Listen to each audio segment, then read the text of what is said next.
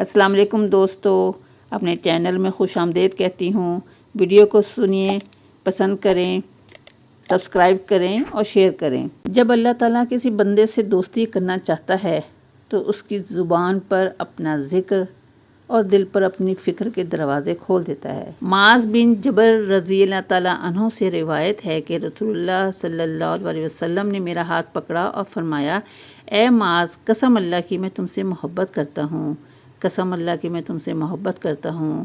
پھر فرمایا، اے معاذ، میں تمہیں نصیحت کرتا ہوں، ہر نماز کے بعد یہ دعا پڑھنا کبھی نہ چھوڑنا، اللہم اعنی علی ذکرک و شکرک و حسن عبادتک۔